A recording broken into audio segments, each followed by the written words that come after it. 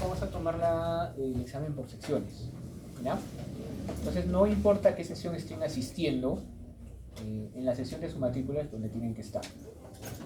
No hay más de 70 asientos, van a entrar por orden, así que tienen que estar en la sección que les corresponde. Yo les mando a cuál sección le corresponde qué habla, ¿ya? Probablemente hayan 2 o 3 preguntas que sean con la pizarra, ¿ya? Así que no hay ningún problema, ustedes las miran, se queda un minuto la imagen y la puede responder. El examen no debe durar más de media hora, ¿ya? Es conciso y no necesitamos mucho tiempo para ello. Nada más, si tienen algunas preguntas al final. Ahora, para terminar los temas que tenemos en esta fase, hay una modalidad que no es exactamente la más cara, ¿no? Pero no por ser barata, entre comillas, es una mala modalidad. De hecho, hacer una ecografía es mucho más barato que hacer incluso rayos X en el contexto del precio. Ahora, si uno va al mercado, obviamente una ecografía vale más, ¿no? Pero más que todo es por el entrenamiento que uno debe tener. Pero en cuestión de uso del equipo, la ecografía pues cuesta menos que tomar una radiografía, ¿no? Pero el sonido en realidad no es para tomarlo a la ligera. A veces tomamos a la ligera las cosas que siempre están alrededor, ¿no? Porque siempre están alrededor. Un buen ejemplo de por qué el sonido no debe ser tomado a la ligera es, por ejemplo, el Silmarillion, ¿no? A los que les gusta leer o bueno, ver, ¿no?, las películas de Señor de los Anillos y demás, el universo en esa mitología se inició por un canto, ¿no? O sea, es simplemente el sonido y la voluntad que se imprimía en ese sonido para realizar la creación. Los hindús piensan también en muchos casos que el sonido es vital, ¿no? Por eso la idea de los mantras, ¿no? El más conocido es el Om, que es muy fácil, pero hay un montón de mantras para cada dios, para Ganesha, para Shiva, para Vishnu, que son técnicamente rituales mágicos, porque uno hace el mantra, ¿no?, y hace un mudra, que es un signo especial con la mano, y se supone que está llamando ciertas energías. Entonces el sonido, desde hace tiempo, no ha sido, digamos, una cosa para ser tomada a la ligera. Creo que muchos investigadores tomaron en cuenta eso, y sobre todo, ¿no?, ateniéndose a el ejemplo de la naturaleza, desarrollaron técnicas, que no he puesto aquí porque no venían al caso médico, por las cuales podían determinar la localización de objetos, ¿no?, siempre y cuando el sonido pudiese viajar por un medio adecuado. ¿Por qué por un medio adecuado? La impedancia del aire es muy baja, entonces no ayuda para la recepción de los ecos también para nuestros aparatos, ¿no? O sea, para un oído natural, que vamos a ver, claro que sí. Entonces estas técnicas se utilizaron más buscando otro medio, y ese medio era el agua, ¿no? La técnica del sonar, que básicamente consiste en emitir un pulso de sonido y calcular, ¿no?, la distancia que pasa desde el eco, fue muy utilizada en las guerras, sobre todo en la Segunda Guerra Mundial con los submarinos, para saber si venía algún torpedo o para ver el mar, que obviamente no se podía ver todo, para ver si venía algún submarino enemigo. En base a esas experiencias es que gente como Brown y Ian Donald empiezan a pensar que es posible, ¿no?, realizar este ultrasonido para ver los tejidos del cuerpo. Se hacen máquinas, ¿no?, bastante aparatosas, buscando esa tecnología, se obtienen algunos resultados, se empieza a progresar y en la década del 60 se consiguen imágenes de fetos, ¿no?, las imágenes que nosotros vemos casi comúnmente. Entonces empieza a utilizarse para la obstetricia. Estos progresos son pequeños, ¿no?, pero ya para la década del 70 existen ya ecógrafos que son capaces comercialmente de reproducir una imagen. Si bien es cierto, no es como la que nosotros conocemos ahora. Para hacer la imagen uno tenía que hacer un barrido, ¿no?, un barrido manual. Es decir, que si yo quería la imagen de esto, yo pasaba todo mi ecógrafo por este lado y recién aparecía la imagen, ¿no? Necesitaba cadencia, ¿no?, que sea el movimiento suave, fluido, steady, para que salga bien, y que obviamente la persona no se moviera para que saliera una imagen. Pero ya había una ecografía en modo B, en modo de imagen, y se vuelve comercial. En los 80 aparece el Doppler para poder ver, o para poder medir, ¿no? Evidenciar el flujo de los vasos, que sería lo mejor. En el 90 hay más desarrollo, la ecografía se puede volver tridimensional porque se incluye más potencia en los computadores y se pueden capturar volúmenes, ¿no? De la misma forma en la que estábamos capturando antes una imagen en modo de 2D, ¿no? Con un barrido, se hace un barrido de otra forma para hacer todo un volumen y después se hace un 4D, es decir, que el mismo transductor ya incluye la forma de tomar el volumen directamente, ¿no? Entonces eso ayuda muchísimo a la visualización de malformaciones fetales, como por ejemplo, ¿no? El conteo de los dedos, el labio leporino, que antes tenían mucho problema con la curva de aprendizaje. Una persona que quería verlos, podía verlos en realidad, bajo ciertas condiciones, pero con mucha experiencia. Después empieza a haber más avance para la calidad de imagen, el uso de la ecografía, por ejemplo, en cardiología, ¿no? Con ecocardiografía, nuevas aproximaciones, ya no solo abdominal o transrectal, sino también aparece la ecografía intraoperatoria, la ecografía transtorácica, endoscópica, etcétera, etcétera, ¿no? Ya para la década del 2010 en adelante, la ecografía es un estándar para el manejo obstétrico, o sea, el que va a hacer ginecología tiene que saber hacer ecografía, ¿no? Y tiene que saber hacerla bien, porque no es que yo mido mi fetito y a ver qué diagnóstico, no. Si eres un ginecólogo, tienes que saber ecografía de capa intermedia, ¿no? Por lo menos deberías saber hacer marcadores fetales, hacer algunos procedimientos si cabe, ¿no? De medicina fetal que se pueden hacer. El más común es la amniocentesis, ¿no? La biopsia del corión, de las velocidades coriónicas, entre otras cosas, ¿no? Y hay muchas más técnicas ahora, como la elastografía, que nos permite ver la dureza del tejido, solo con un ecógrafo adecuado, y el Doppler tisular para la cardiología, ecografía 4D, que ahora es mucho más fluida, ¿no? Etcétera, etcétera. Es decir, la tecnología ha ido de mano con el ultrasonido. De hecho, un ultrasonido que podemos considerar entre comillas barato, pues un buen ultrasonido puede costar entre 100.000 o 200.000 dólares. Muy bueno, ¿no? Tiene muchas capacidades y que probablemente sea específico para un nicho de especialistas.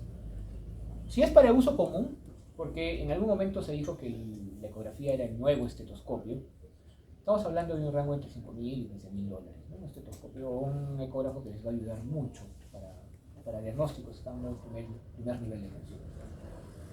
Eso es un ecógrafo. Si ustedes se dan cuenta, hay un tipo con su cabeza acá, ¿no? Una tina de agua. Si querían tomar partes del cuerpo, metían a la persona en la tina y estábamos unos cuantos minutos, hay varios en realidad, hasta que se pudiese hacer un escaneo que se ve allá, ¿no? Las primeras imágenes de este tipo parecían los ventrículos. Entonces se entendió en ese tiempo de que se podía hacer ecografía cerebral. Ahora nosotros sabemos que eso es imposible porque está la bóveda craneana, no se puede hacer ecografía cerebral en un cerebro totalmente osificado en el cráneo, ¿no?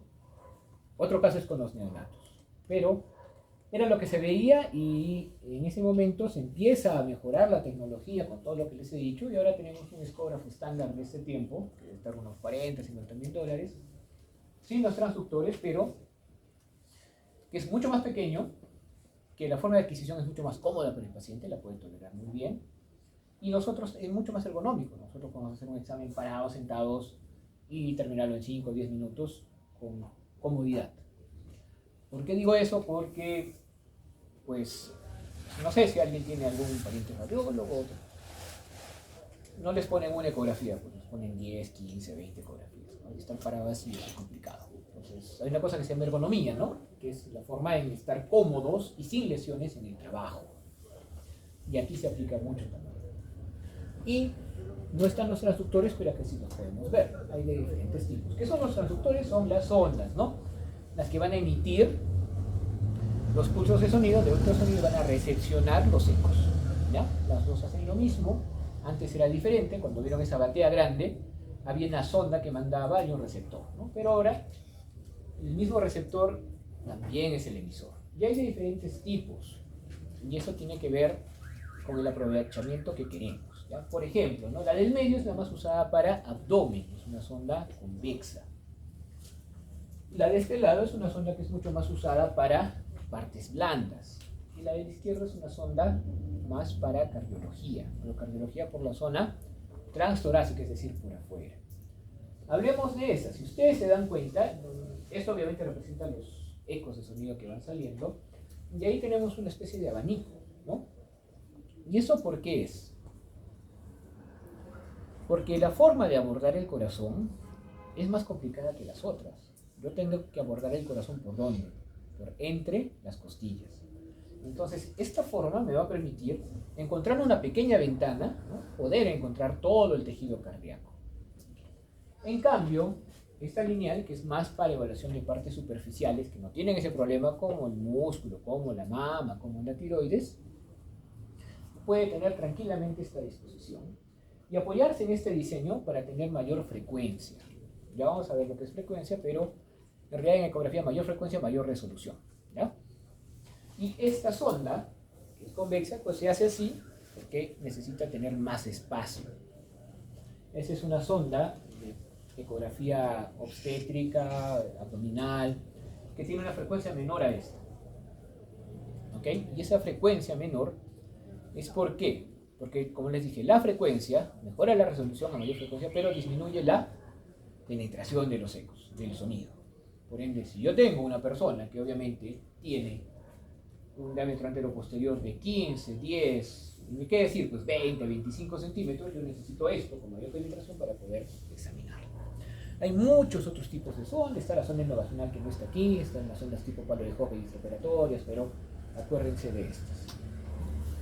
El sonido es una vibración, o sea, es mecánico, ¿no? No es el espectro electromagnético ni nada de eso que hemos visto hasta ahora.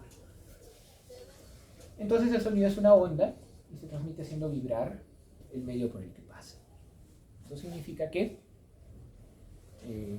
como reza la propaganda de Alien, Rómulos, por ejemplo, en el espacio nadie te escucha gritar. ¿Por qué? Porque hay vacío, ¿no? Entonces, cuando hay vacío, no puede haber transmisión de sonido. Se propaga a través de la materia. El aire es materia también, ¿no? Materia enrarecida, pero sigue siendo materia, ¿no? Lo único que no es materia es justamente el vacío. Y si es una onda, tiene que tener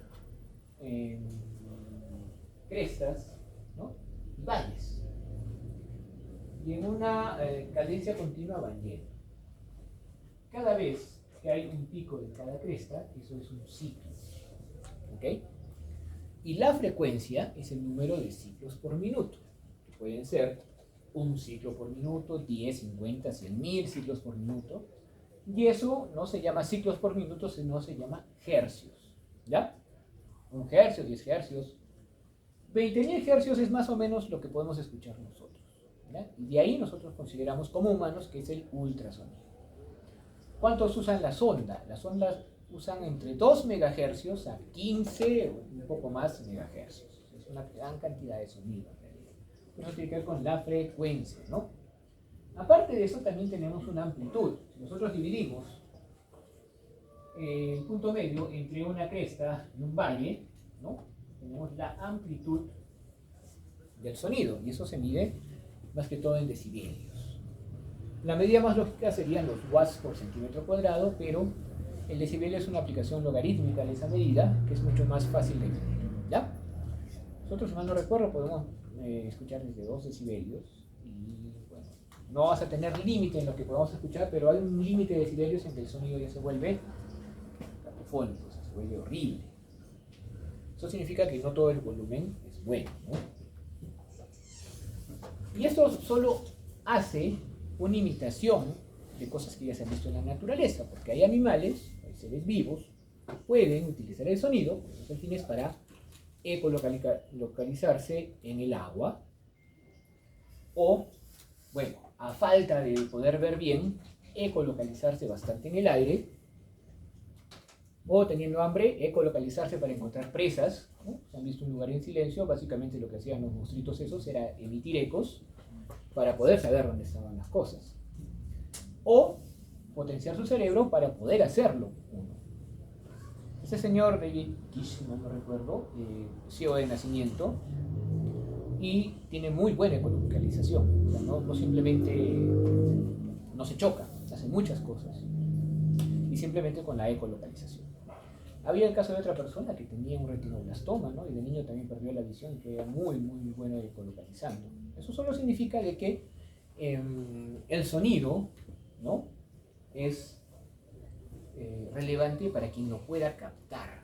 Porque obviamente si tú no tienes la visión vas a agudizar otras cosas y con práctica puedes agudizar el sentido del oído para eso.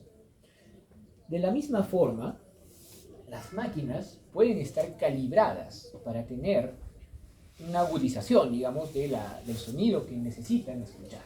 ¿Ok? El ser humano, como les dije, puede oír hasta 20.000 hercios y de ahí ya nada. ¿Y en qué se diferencian esto de los hercios? La forma más fácil es traer a una persona, bueno, a un varón y una mujer. El varón tiene una voz más grave y la mujer suele tener una voz más aguda, ¿no? La frecuencia de la voz femenina es más alta que la frecuencia de la voz masculina generalmente. Obviamente hay excepciones. Eso significa que a menor cantidad de hercios, voz más grave, y a mayor cantidad, voz más aguda, ¿no? Ese es el timbre de la voz. La frecuencia afecta a la resolución axial. Cuando vemos una ecografía, vemos un montón de puntitos, ¿no? Y cada puntito se diferencia del otro, tanto en el de arriba y en el de abajo, como en el de la izquierda y la derecha. La diferenciación entre los puntos, entre arriba y abajo, por así decirlo, se llama resolución axial, porque está en un eje. Y la otra se llama resolución lateral. La frecuencia afecta a la resolución axial, haciendo que a mayor frecuencia, mejor resolución axial. Entonces, formamos una imagen más nítida. ¿Ok? Y si forma una imagen más nítida, por ende, también va a afectar secundariamente a la de los lados. Entonces, es muy diferente sacar una tiroides con ecografía convexa que vieron, a sacar la tiroides con esa planita, porque los detalles son mucho más importantes, ¿no? Y ahí puedes distinguir bien que es un nódulo benigno, de maligno, etc, etc. Sin embargo, la frecuencia es inversamente proporcional a la penetración en el tejido. Es decir que, mientras más frecuencia haya, más fácil los ecos regresan, pero también más fácil se van a dispersar. Entonces, las ondas que tienen gran frecuencia no me permiten más allá de 5 o 7 centímetros. Las ondas abdominales que tienen menor frecuencia, esas tienen frecuencia entre 3 y 5, sí me permiten llegar hasta 15 o 20 centímetros de visión. Obviamente por eso se utilizan para todo. Ahora, para yo querer aprovechar, ¿no?, el sonido, básicamente yo tendría que saber, ¿no?, qué velocidad tiene el sonido apenas sale de la sonda, el ultrasonido. ¿Por qué? Porque así yo voy a poder, en ciertos momentos, recoger los ecos que vengan y saber a qué profundidad se están formando. Entonces la máquina tiene que saber relativamente a qué velocidad va a pasar el sonido por ahí. ¿A qué velocidad pasa el sonido por el aire? 340. ¿Ah? 340. Por ahí, ¿no? 340, 330 metros por segundo, y eso es muy visible cuando pues, tenemos una tormenta, ¿no? Primero vemos el rayo y el trueno viene mucho después, porque está yendo mucho más lento. En general, como ven, es muy parecido menos en el hueso, y el promedio es 1540 metros por segundo, la velocidad del sonido en el cuerpo. ¿Ok? En el hueso es 4080, es mucho más rápida, porque obviamente el hueso es más denso y va a vibrar más rápido.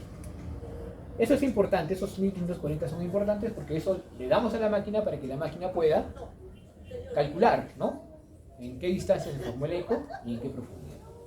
Ahora, el cambio, ¿ya?,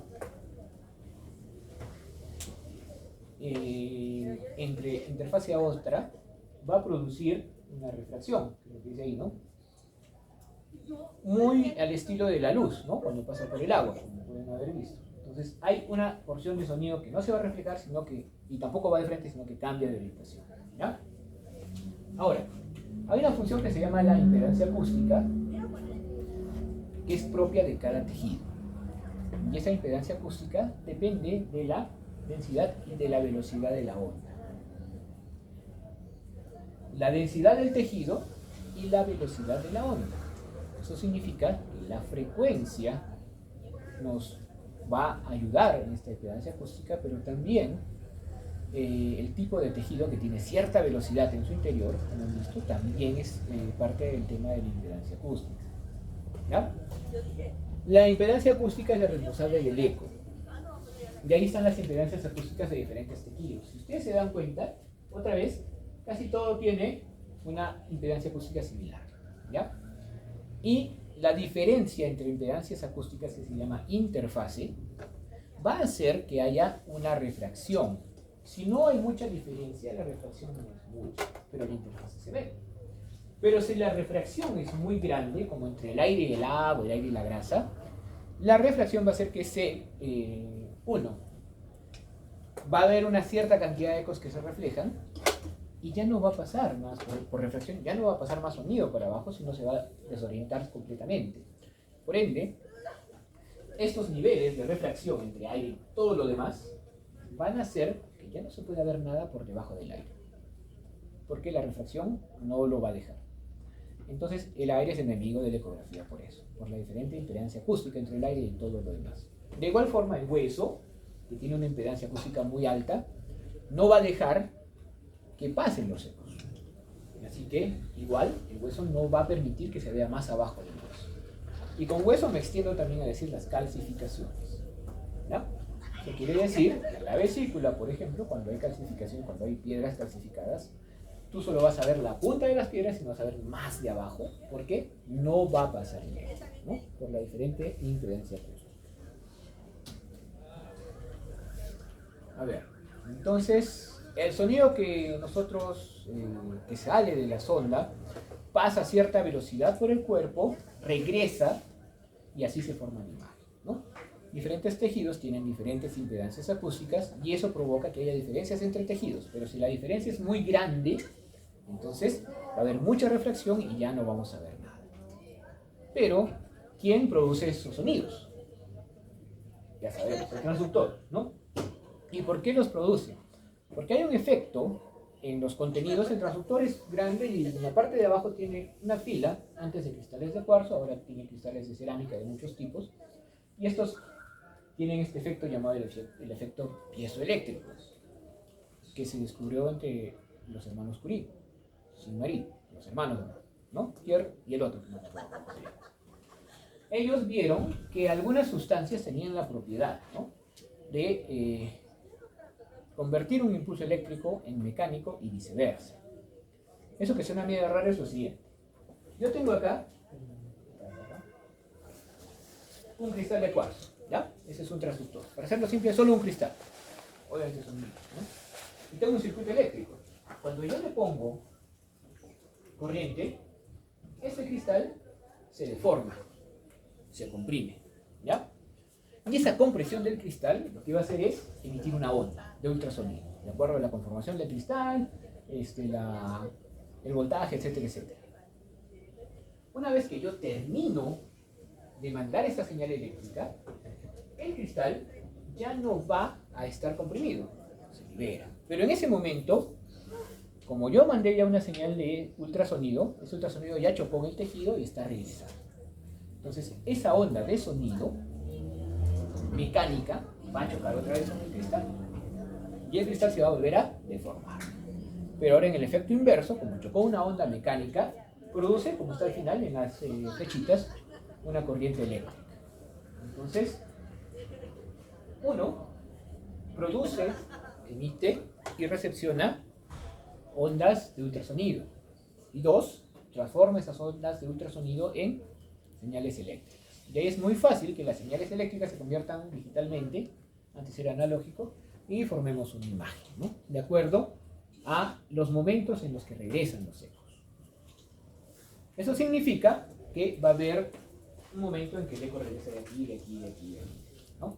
Si yo solo tuviera un cristal en un solo momento, lo que yo obtendría sería esto, ¿ya?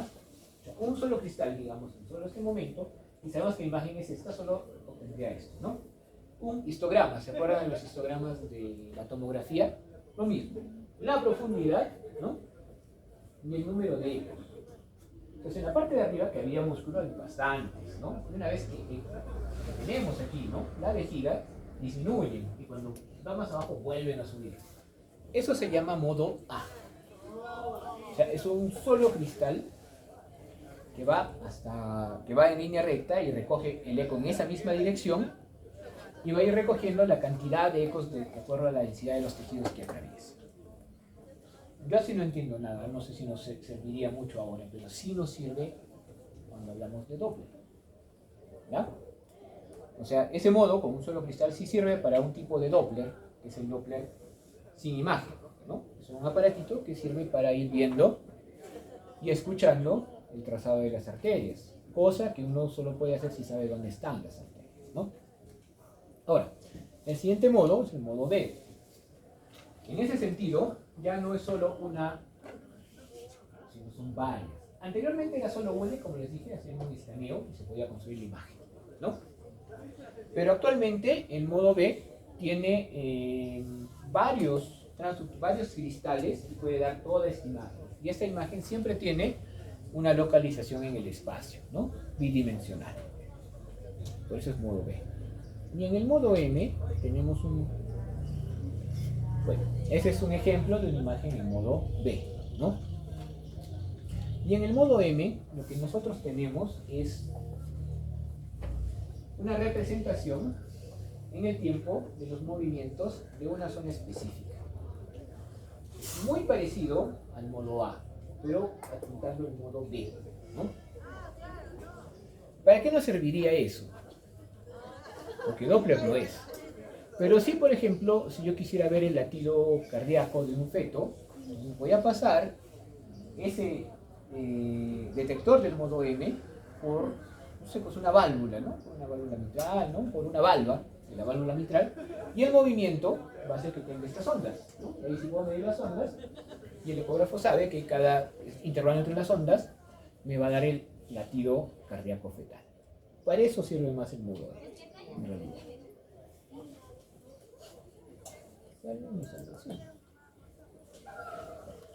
Anteriormente el escaneo, ven que se mueve algo, ¿no?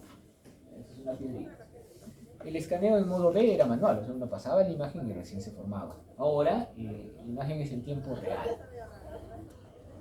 Ustedes ven los dibujos animados, smooth, suavecitos, porque la cantidad de cuadros por segundo es tal que ya nos da la impresión de que el movimiento es continuo, ¿no? Eso a partir de 15 cuadros por segundo ya se logra. Lo mismo es el ecógrafo, son muchos más cuadros por segundo, pero no es técnicamente que siempre sea en tiempo real, sino que emite, recoge, pero el tiempo es muy pequeño. Entonces, para nosotros es siempre un escaneo en tiempo real, ¿no? Y justamente lo que han visto en algún momento por acá es un escaneo en tiempo real de una piedrita que se está moviendo dentro de la vesícula. A veces sí es necesario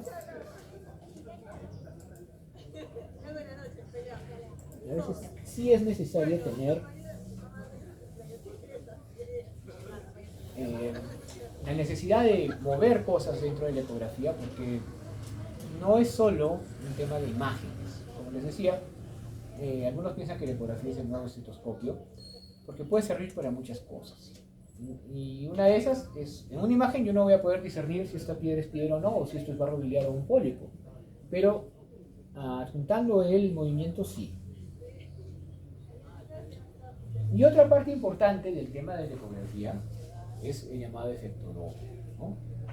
Que todos lo deben haber sentido en algún momento. Cuando viene un carro, ¿no? Tocando la bocina, o con reggaetón, o un trap ahí, ustedes van a sentir que la música, aparte de aumentar de volumen, puede aumentar de tono, ¿no? Aumenta de frecuencia. Cuando pasa una ambulancia se nota bastante, ¿no? Y cuando la ambulancia se aleja, la frecuencia baja. Eso es porque uno no se mueve, la ambulancia y su tono no cambian, pero como va viniendo para este lado, va juntando las ondas de sonido que produce y da el efecto de que la frecuencia es más alta. Y con algunos cálculos, en base a esa frecuencia, conociendo la frecuencia base, ¿no? Y la frecuencia que estoy escuchando, y con algunos cálculos, yo puedo determinar la velocidad del objeto que produjo el sonido. Básicamente, ese es el efecto Doppler, ¿no? La longitud de onda, la frecuencia, aumenta cuando un objeto en movimiento se acerca y disminuye cuando se va. Por ese motivo, yo puedo, con un ecógrafo especial, sentir, ¿no? Ese aumento y transformarlo tanto en una imagen, en lo cual lo rojo siempre es lo que se acerca al transductor y lo azul es lo que se va del transductor, o sea, no es que sea arteria y vena, ¿ya? Como acá, entonces esto rojo significaría que ese flujo se está acercando o yéndose del transductor. acercando, ¿no? Entonces el flujo sería de aquí para acá, ¿no?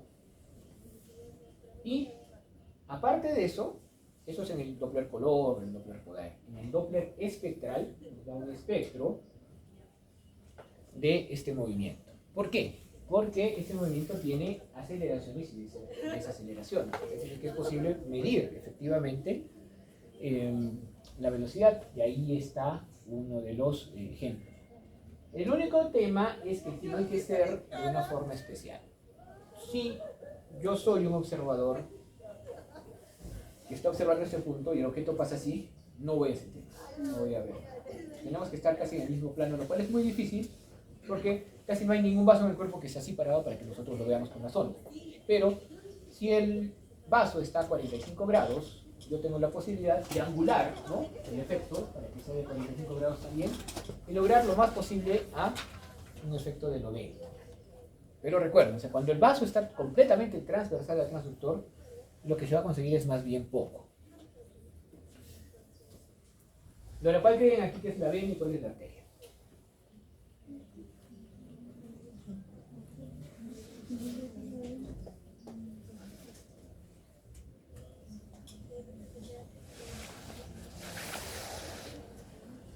El hecho de que se acerquen al transductor no tiene mucho que ver. O sea, no es que todas las arterias se acerquen al transductor y todas las venas se alejan. Pero, dependiendo de la zona, va a haber momentos en que la arteria va a estar más urgente. Por ejemplo, esto que es de la pierna, sí representa acá la arteria femoral y aquí la vena.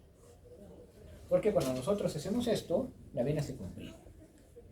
En cambio, si yo lo pongo acá y veo una tiroides axial, voy a ver una bolita chiquita negra que es la carótida de una más grande, que sí es la yugular.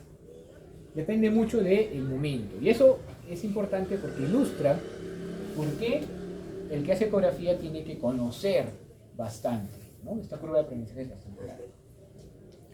Pequeño resumen: utilizamos ultrasonido. Las ondas se producen en transductores que son cristales de cuarzo o de cerámica ahora, ¿no? Los dos son emisores y detectores.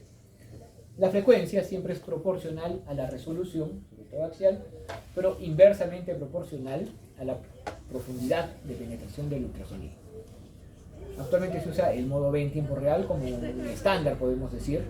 El Doppler, como les digo, el que no saca imagen, sino los aparatitos chiquitos que solo ponen y te pueden dar hasta el espectro, todavía usa el modo A. Y el Doppler siempre registra las variaciones de frecuencia de un objeto que se mueve hacia un receptor fijo. ¿Ok? Ahora, todo eso está muy bien. Pero, como les dije al inicio, no es el sonido algo para tomarlo a la ligera, ¿no? Si el sonido en ciertas mitologías, no solo en la de Tolkien, pudo crear el universo, ¿no? Entonces, ¿por qué no podría hacer algún efecto? Y de hecho sí lo hace.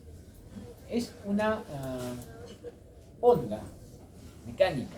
Entonces cuando choca con alguna materia va a producir vibración, siempre, ¿no? Esa vibración, si es muy fuerte, puede producir hasta rotura o cavitación, mejor dicho. Y la cavitación llevar a que algo se rompa. Y eso ocurre en un tipo de tratamiento que se llama la litotripsia, ¿no? Por otro lado, esa vibración podría producir también aumento de calor. Y eso ocurre, porque si alguien alguna vez tiene un esguince o algo y lo han mandado a rehabilitación, a veces dicen, no, 15 sesiones de ultrasonido, que no es igual al que hacemos para diagnosticar, igual te lo ponen y uno empieza a sentir calentito, ¿no? Porque el ultrasonido también puede producir calor. Entonces ahí hay dos efectos que produce el sonido: efecto térmico y efecto mecánico de cavitación o de vibración. Y si bien es cierto, como dice la Academia de Ultrasonido de América, o Instituto de Ultrasonido de América, no hay hasta ahorita algún reporte conocido de daño por la ecografía, en ningún caso, bajo ninguna circunstancia, en ninguna técnica. El hecho de que tengan estos problemas hace que se debe utilizar la ecografía lo menos posible, como todas las técnicas, y solo lo necesario. Bueno, en un adulto, tal vez, porque yo siempre les voy a repetir, el paciente necesita la cantidad de radiación que se considere necesaria, pero uno tiene que ver cuánto es necesario. Y en el caso de la ecografía, tal vez un adulto pueda tener, ¿no?, posibilidad de tener mucho de energía, ¿no?, y no tener esos efectos. Pero cuando nosotros hablamos de gestación, el embrión, el feto, es una cosa diferente. Y todavía al embrión, al feto, le hacemos ¿qué? Le hacemos la ecografía varias veces, que sale el saco, después hay que vamos a escuchar el latido y le ponen su Doppler para escuchar el latido, y después cuando es grande vamos a ver el ductus arterioso, y vamos a ver la arteria umbilical, y vamos a ver esto otra vez el latido, y vamos a ver esto y lo otro, y es mucha energía. Entonces, los exámenes, cuando hay gestación, se utilizan en la medida justa. Pasa con los rayos X, que ojalá no se tengan que utilizar, pasa con la resonancia y pasa también con la ecografía. Porque es en la obstetricia donde se utiliza con mayor profusión y donde hay un montón de técnicas que se pueden utilizar en el momento. ¿Ya? Ok. Hasta ahora hemos visto que es una técnica, ya saben cómo se forma, el sonido y todo. Ya hemos dicho que es barata, tiene buena resolución, es fácil de entender. Pero ¿cuáles son sus limitaciones? Uno, el aire. Y lamentablemente hay aire en muchas partes, ¿no? La presencia de aire no permite la visualización. A veces el aire se puede separar, se puede retraer para otro lado, ¿no? Por ejemplo, yo tengo aire en el intestino, le doy agua y en el estómago ya no va a haber aire. Pero en otros casos no. El pulmón, por ejemplo. No voy a ver nada en el pulmón. Sin embargo, ciertas cositas móviles, ¿no?, en movimiento del pulmón sí nos pueden ayudar. Pero en realidad, o sea, ver parénquima pulmonar, ver lesiones, no se puede, ¿no? Lo mismo para el hueso. Es muy operador dependiente. Es decir, que quien la hace debe saber hacerla. Porque si no, va a salir cualquier cosa. Y yo soy partidario de que la ecografía la haga quien la pueda hacer. Sea médico cirujano, sea obstetriz, pero que la sepa hacer. Y obviamente eso tiene un bagaje de conocimiento. Entonces tú como licenciado o licenciada en obstetricia has estudiado hasta aquí. No vas a pretender hacer ecografía para ver acá. ¿Por qué? Porque no sabes lo que estás buscando. No puedes interpretar a qué se refiere la translucencia nucal. No puedes interpretar cosas sutiles como por ejemplo el ductus arterioso, como por ejemplo la vena umbilical y todas esas cosas. Entonces eso sí es complicado. Pero ecografías del primer nivel, que probablemente cuando haga su serum va a haber un ecógrafo ahí, sí. Y si está la obstetricia y lo puede hacer, sí, que lo haga. Al final, ¿qué quiero? En primer nivel de atención, determinar qué se puede quedar ahí y qué se tiene que ir al hospital, ¿no? Y eso sí se puede hacer. Y por eso el conocimiento de lo que quieres ver, de la lesión, identificar es imprescindible. O sea, tú no haces ecografía porque, a ver, vamos a ver qué hay, ¿no? Sino porque tienes cierta duda diagnóstica que la ecografía te puede ayudar, como cualquier otro examen. Ventajas que estaba diciendo, ¿no? Buena resolución, está en tiempo real, es económico relativamente y es muy disponible. Incluso hay ecógrafos que tú puedes, son solo transductores, los puedes conectar al iPhone, al iPad, a tu celular Xiaomi si quieres, igual van a funcionar, no hay ningún problema. Y lo más importante y más bonito en realidad es el uso en el point of care, ¿no? O sea, lo bueno de la ecografía es que sus bondades permiten tomar decisiones de rápida manera, ¿no? Con una sola ecografía de 15-30 segundos, tú ya puedes definir si este paciente se va a hacer las operaciones o lo vas a tratar médicamente, ¿no? O tú ya puedes definir si este paciente necesita ahorita una pericardiocentesis o no. Entonces, tiene muchas aplicaciones en ese sentido. Ayuda también a la guía de colocación de catéteres, ¿no? Colocación de portas y un montón de cosas más. Ahora, para terminar esto, en semiología, ¿qué me interesa que recuerden o que sepan? Las imágenes que ven o lo que se ve se puede calificar en anecogénico cuando no tiene color, cuando es oscuro, hipoecogénico cuando es, digamos, en los tonos más bajos de gris. Isoecogénico es un término que decimos, pues, el término normal, ¿ya? Por eso depende mucho de la zona donde estamos. Por ejemplo, algo isecogénico de forma normal debería ser el hígado, ¿no? Y hiperecogénicas cuando la ecogenicidad es más brillante, ¿no? Y ahora, ¿qué lesiones queremos ver en ese sentido? Acá tenemos un buen ejemplo, lo pongo acá, y ya está. Esto es anecogénico puro, ¿sí? No tiene nada de ecos. Y ahorita vamos a ver que efectivamente eso también influye en esto. Esto vendría a ser isoecogénico, es esta parte. Esto vendría a ser hipoecogénico. Si se dan cuenta que es más o menos como mama, ¿qué creen que es esto? Grasita, ¿no? La grasa es hipoecogénica. El músculo suele ser ecogénico. Y los tejidos fibrosos, porque son tabiques fibrosos, suelen ser hiperecogénicos, ¿no? Ahora, esto es una lesión, para que recordemos 4 lesiones nada más, que es redondeada y homogénea y anecogénica. Se conoce como el quiste simple, ¿ya? Todos los quistes homogéneos son quistes simples, generalmente. Ahora, ¿qué pasa si es un quiste hiperecogénico? No, no es un quiste, porque la hiperecogenicidad depende del número de células o de cosas que tenga ese tejido. Entonces, si tiene muchas cosas, no es un quiste, porque el quiste por definición es una bolsa de líquido, ¿no? ¿Puede haber un quiste hipoecogénico? Sí, más o menos, ¿no? Los quistes hemorrágicos suelen ser así. Ahora, esta es otra cosa, porque dentro del quiste vemos septos ecogénicos, papilas, y tiene Doppler encima. Esos se conocen como quistes complejos, ¿ya? Todo quiste que no es simple, obviamente, es complejo y sí tiene mucha posibilidad de ser tumores.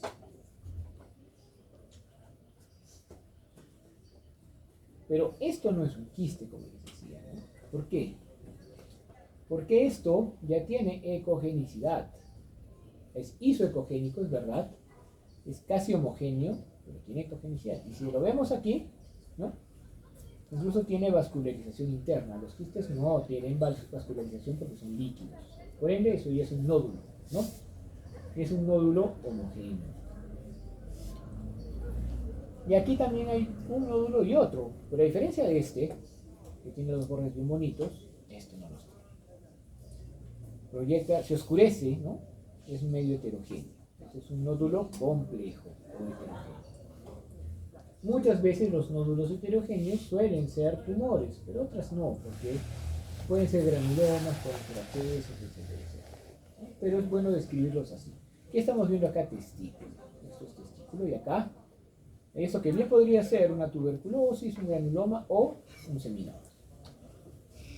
Ahora, creo que con eso ya vamos a terminar. El ecógrafo, la computadora del ecógrafo, asume ciertas cosas para hacer la imagen, ¿ya? Cosas que no cambian, porque sería mucho problema. Primero, la velocidad, ¿no? La velocidad, 1540 metros por segundo debe ser y no la cambia. Segundo, que el sonido va a avanzar en línea recta y por ende los ecos siempre van a ser los que tengan que ser, y los ecos que tardan más tiempo en llegar son ecos que se originan de estructuras que están más abajito. Estas son las premisas del ecógrafo para que se pueda formar la imagen. Bien, algunas cosas hacen que esas premisas no sean ciertas. Por ejemplo, ¿ven esto blanquito acá? Eso es un cuerpo extraño, un cuerpo metálico. El metal tiene harta densidad, por eso es hiperecogénico, pero aparte de eso, cuando choca el ultrasonido va a reverberar, va a moverse así. Entonces choca el eco, regresa, y después de un ratito va a volver a regresar porque está reverberando. Después de un ratito va a volver a regresar hasta que deje de vibrar. Como sigue regresando y sigue regresando, el ecógrafo interpreta que hay un objeto más abajo, o como este, o como este. Entonces uno ve varios escalones de la misma imagen cada vez con menos densidad. Eso se llama reverberación. Y sí es bien útil para encontrar cuerpos extraños, ¿no? O de metal. Lo otro es la imagen en espejo. Miren aquí. Esto es isoecogénico. ¿Qué creen que es? El hígado, muy bien. ¿Y esto qué creen que sea? Aire no es. Esa imagen es bien.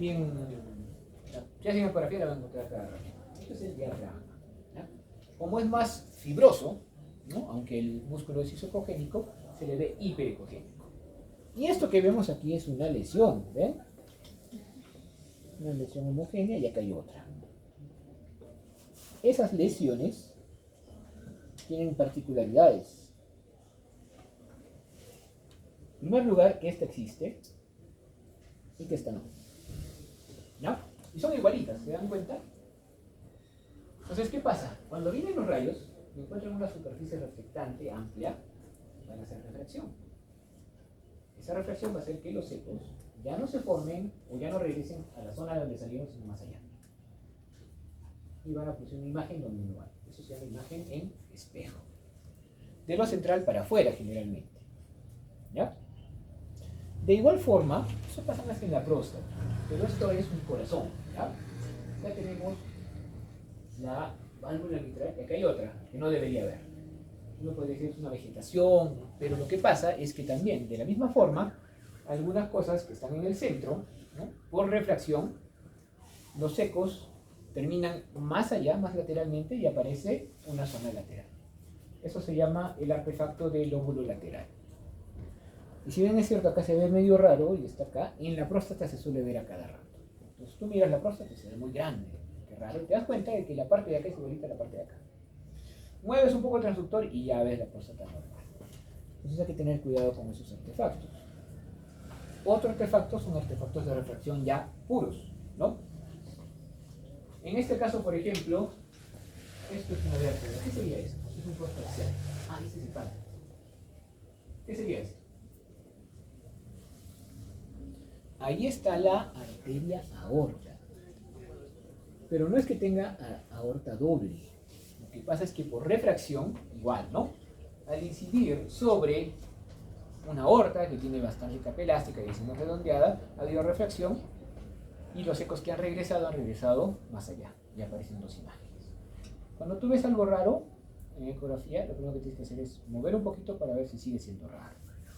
Entonces, si sigue siendo raro, ya, pues es doble aorta, ¿no? Bien rarito, pero puede ser. Lo mismo acá. ¿Ven? La refracción ha hecho que el riñón que terminaba acá tenga un poquito más. Esto es un buen ejemplo también del lóbulo lateral. A eso me refería. El refuerzo acústico se refiere al hecho de que la velocidad, ¿no? Y la cantidad de ecos van a depender de la densidad del tejido. Si no hay mucha densidad como en el agua, la velocidad va a ser diferente y la cantidad de ecos va a ser menor. Por ende, cuando llegue acá va a haber más ecos. Uno, ¿no? Porque acá no se han producido ecos, acá sí te van a empezar a producir de nuevo. Por ese motivo, cuando encontramos una estructura que es líquido, que es anecogénica, cuando pasa el eco, la refracción, se produce ese refuerzo y se mira, digamos, más ecogénico la parte posterior a la lesión quística anecogénica, como se puede ver acá. Por otro ladito, cuando la densidad es muy alta, simplemente hay refracción, todos los ecos al inicio, ¿no? Regresan, todo el sonido regresa y ya no pasa sonido. Y vemos una sombra, ¿no? Sombra acústica posterior. Es muy propia de calcificaciones y muy propia, como en este caso, de piedras en la vesícula. Las estructuras redondeadas producen estos artefactos. A veces es refuerzo, pero muchas veces es atenuación, como acá, ¿no? Dos rayitas, en las cuales no se nota nada. El que tenga esta atenuación de los bordes, el que tenga refuerzo posterior, hace que una imagen sea claramente quística y claramente benigna, ¿no? La cola de cometa es muy característica de la vesícula y de esta zona. La vesícula, como cualquier glándula, bueno, no es una glándula, pero como cualquier órgano del sistema digestivo, tiene glándulas, ¿no? En su pared. Y esas glándulas tienen criptas. Entonces, en esas criptas puede aparecer un depósito de sales de colesterol, de cristales de colesterol, ¿ya? Inflama esa zona y hay una especie de pólipo o engrosamiento de la pared que se conoce como adenomiosis. Pero ahí dentro está el colesterol. El colesterol es un cristal y cuando le cae el ultrasonido va a empezar a vibrar. Entonces, como vibra muy suave, no va a haber reverberación, pero va a haber una especie de estelita, ¿no? Que se proyecta hacia abajo. Eso se llama la cola de cometa. Cuando es puntual el artefacto, ¿no? Puede ser, por ejemplo, una aguja en caso de una biopsia de próstata, vamos a ver Puntual también una reverberación, ¿no? Eso es el artefacto de ring down. Y se ve mucho, por ejemplo, cuando hacemos la biopsia de próstata y nos sirve para identificar la aguja. Indicaciones clínicas, aquí he puesto lo simple, más o menos, o sea, para todo esto lo podemos usar simple, ¿no? Para útero, ovario, músculo esquelético, hígado, páncreas, riñones, vaso no está ahí. Para la vejiga también, para ver el movimiento de la vejiga, si es que el residuo es adecuado, la característica de la pared, si está gruesa, delgada, si hay problemas crónicos producidos por la obstrucción de la próstata, etcétera, etcétera. Y ya cosas más complejas es justamente la capa en la cual vamos a utilizar exámenes Doppler, ¿no? Para ver que trombos, para ver el flujo de las venas, de las arterias, todo lo que es obstétrico, no lo podemos considerar solo simple, ¿no? Porque si tiene su grado de complejidad, saber medir los diámetros, saber medir el líquido amniótico, saber en la placenta y cuando está, cuando no, etc. En cardiología, la ecocardiografía, por donde fuese, también es algo complejo, ¿ya? La ecografía pulmonar sí existe. No vas a ver el pulmón, pero vas a ver ciertos signos que tú puedes interpretar. Por otra cosa, cuando hay líquido, sí es muy buena para desarrollar un lugar en el cual se pueda poner un tubo de toracocentesis, por ejemplo, ¿no? Ayuda para procedimientos como colocación de porcas, ¿no? Cuando hay cáncer, para colocación de un catéter venoso central o para un venocat, también son buenas, ¿no? En oftalmología y ecografía ocular, la ecografía cerebral también existe, pero existe solo para los neonatos, ¿no? Aprovechando que la sutura no está calcificada. Muy bien, chicos, hasta ahí vamos a tener el examen. Yo cuelgo hoy día las diapositivas, ¿ya? Lo único que necesito es que me dejen acá su hojita de resonancia. Si el delegado se puede llevar esto y ya ustedes ven cómo lo recogen.